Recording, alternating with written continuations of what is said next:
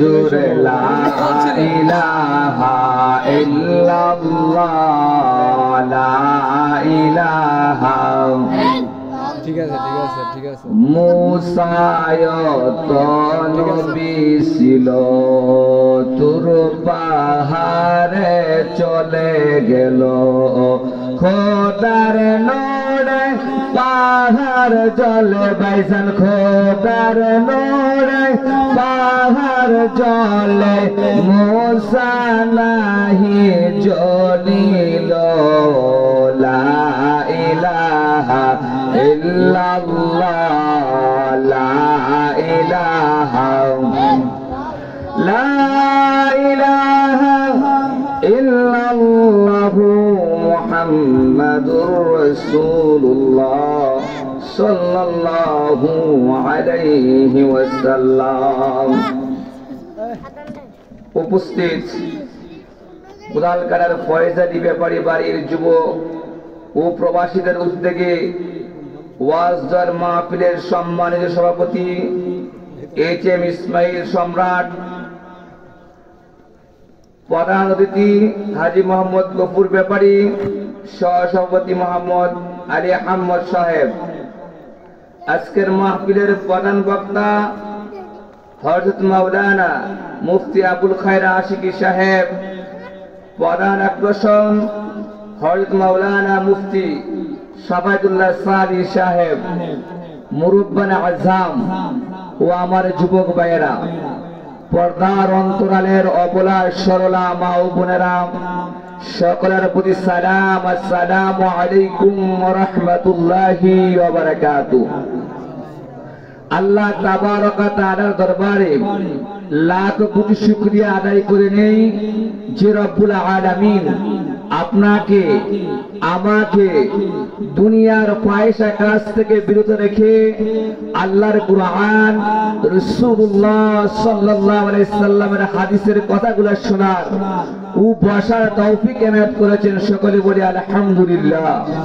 আমি আপনাদের সম্মুখে সংক্ষিপ্ত সময়ে একটা কোরআন আয়াতের সংক্ষিপ্ত কথা বলবো, মনোযোগ সহকারে শুনবেন। আল্লাহ তাবারক ওয়া তাআলা আমাকে আমল করার, আপনাদেরকে আমল করার তৌফিক এনায়েত করুক। সবাই বলুন আমিন। আরো জোরে বলুন আমিন। বিসমিল্লাহির রহমানির রহিম। কুল ইন কুনতুম তুহিব্বুনাল্লাহ ফাত্তাবিউনি ইউহিব্বুকুমুল্লাহ ওয়া ইয়াগফির লাকুম যুনুবাকুম ওয়াল্লাহু গফুরুর রহিম। সূরা আল ইমরানের 31 নম্বর আয়াত। এই আয়াতের উপরে দুই চারটা কথাবার্তা বলার চেষ্টা করব। আল্লাহ তাবারক ওয়া তাআলা আমাকে তৌফিক এনায়েত করুক। সবাই বলেন আমিন।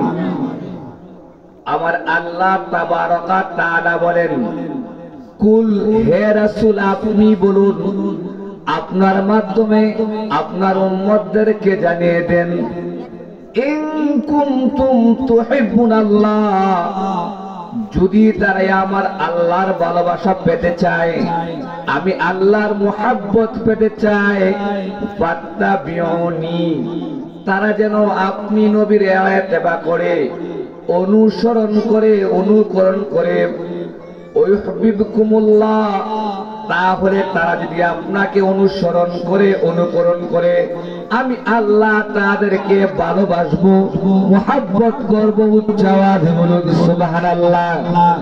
আরো আল্লাহু আকবার। তাহলে আমরা যদি নবীকে অনুসরণ করতে পারি, অনুকরণ করতে পারি, আল্লাহ তাবারক ওয়া তাআলা আমাদেরকে মুহাব্বত করবেন, তাই নয়। ওই আয়াতের মধ্যে বলেন ওয়া ইয়াগফিরু লাকুম যুনুবাকুম, আমি তাদেরকে ক্ষমা করে দিব। ওয়া ইয়াগফিরু লাকুম যুনুবাকুম আল্লাহু গফুরুর রহিম, আমি আল্লাহ অত্যাধিক ক্ষমাশীল, দয়ালু। উচ্চ আওয়াজে বলুন সুবহানাল্লাহ। কর্ম কয়টা? একটা। কয়টা?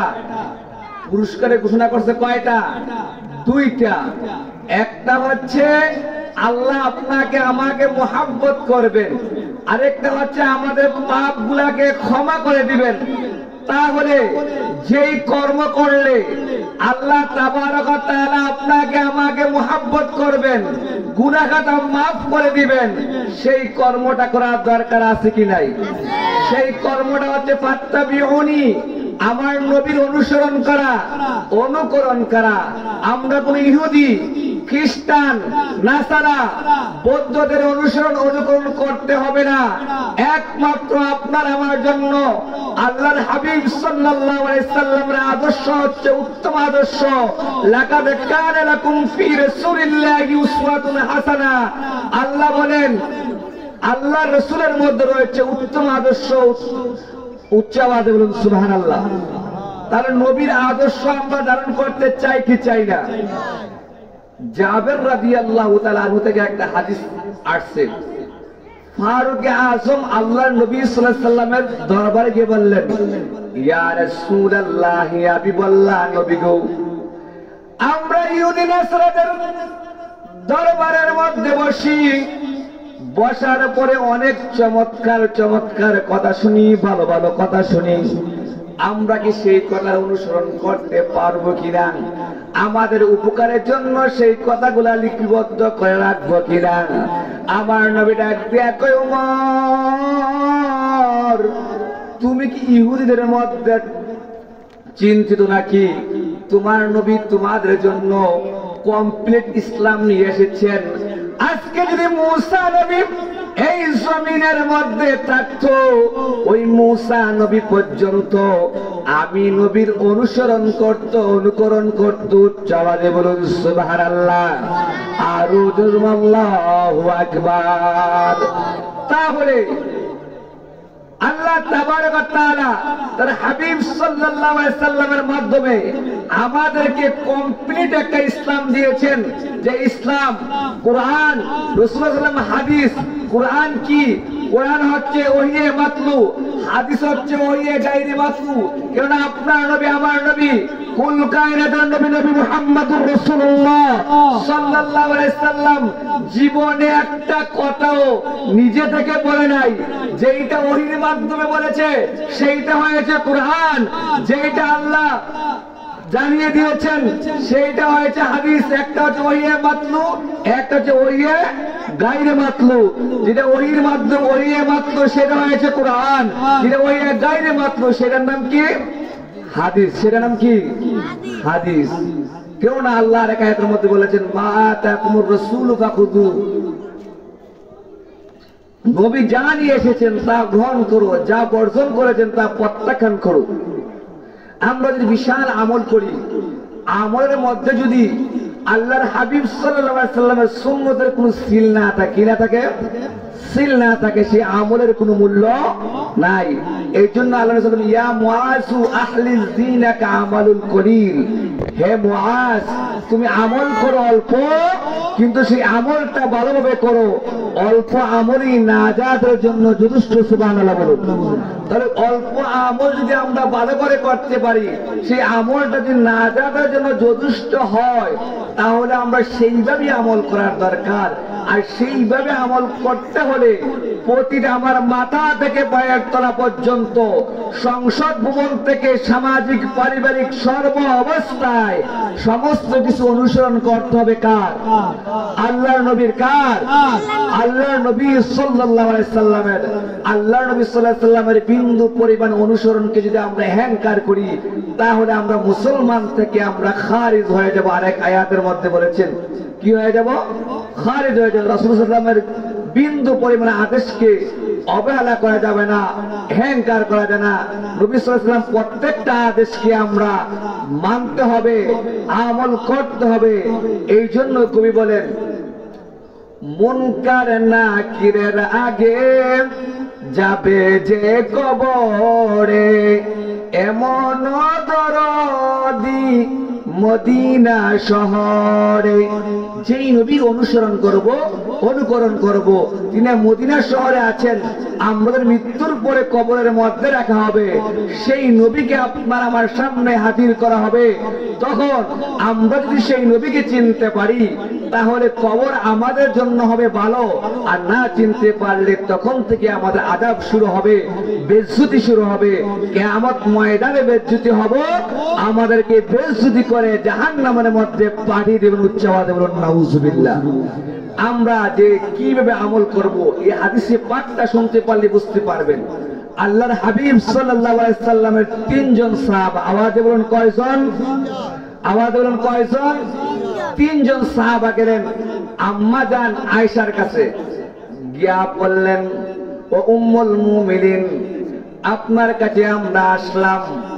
আল্লাহর নবী সাল্লাল্লাহু আলাইহি সাল্লাম কি পরিমাণ আমল করেন, কতটুকু আমল করেন, আমরা কতটুকু করব? তারা আল্লাহর নবী সাল্লাল্লাহু আলাইহি সাল্লামের আমল শুনতে পেরে বললেন, আমরা তো গুনাহগার, নবী তো বেগুনাহে মাসুম, আর নবিয়্যু মাসুমুন, সমস্ত নবীগণ বেগুনাহে মাসুম। আমাদের গুনাহগার, আমাদের গুনাহের শেষ নাই। নবী যদি বেগুনাহে মাসুম হইয়া এত বেশি আমল করতে পারে, তাহলে এর চাইতে বেশি আমল আমরা করতে হবে।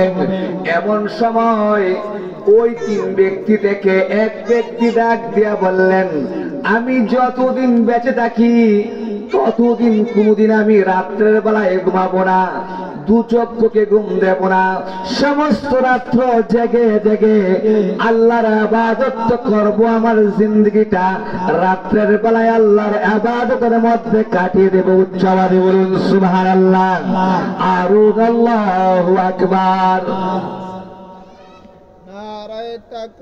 নারে তাকবীর, আল্লাহু আকবার, নারে রিসালাত, ইয়া রাসূলুল্লাহ। হযরত মুফতি সাহেবুল সারি হুজুরের আগমন, উচ্চার স্বাগতম। হযরত সাহেব সারি হুজুরের আগমন, উচ্চার স্বাগতম। উদালকাটার পক্ষ থেকে নারে তাকবীর। হুজুর যেহেতু চলে আসছে, আমার এখানে শেষ হচ্ছে, তাহলে আমি দুইটা কথা শেষ করি, আমি আপনাদেরকে হুজুরের কাছে মাইক দিয়ে দিচ্ছি, আপনারা শুনতে পারবেন। তিন ব্যক্তি থেকে এক ব্যক্তি বলল, আমি যতদিন বেঁচে থাকবো ততদিন রাতের বেলায় ঘুমাবো না, সমস্ত রাত জেগে জেগে আল্লাহর ইবাদত করব। দ্বিতীয় ব্যক্তি ডাক দিয়ে বলল, যতদিন আমি বেঁচে থাকবো ততদিন দিনের বেলায় কোনো খাবার খাবো না, আমি সমস্ত দিন রোজা অবস্থায় আমার জিন্দগি কাটিয়ে দেব।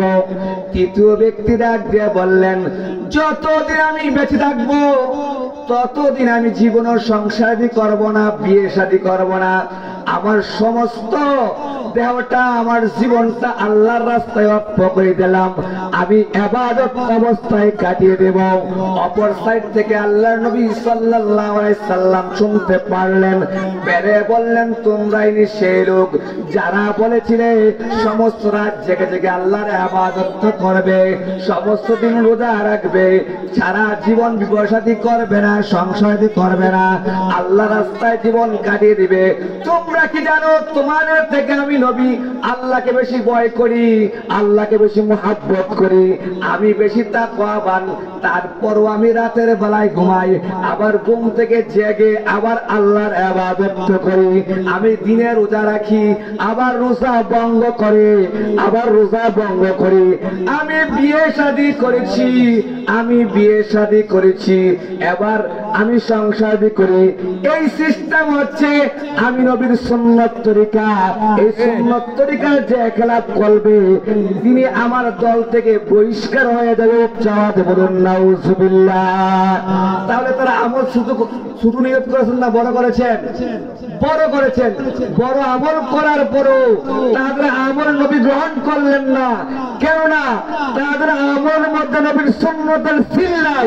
নবীর সুন্নতের সিল না থাকার কারণে তাদের আমল তো গ্রহণ করলেন না। এই আমল যে করবে তাকে নবীর তরিকা থেকে বাদ দিয়ে দিলেন। উচ্চাওয়াজে বলুন নাউজুবিল্লাহ। তাহলে আমাদের প্রত্যেকটা কথা চলাফেরা ফাত্তাবিউনি, নবীকে অনুসরণ করতে হবে, অনুকরণ করতে হবে। আল্লাহ তাবারক ওয়া তাআলা আমাদের জিন্দেগি নবীর অনুসরণে অনুকরণে করার তৌফিক দান করুন। আউযু বিল্লাহি মিনাশ শাইতানির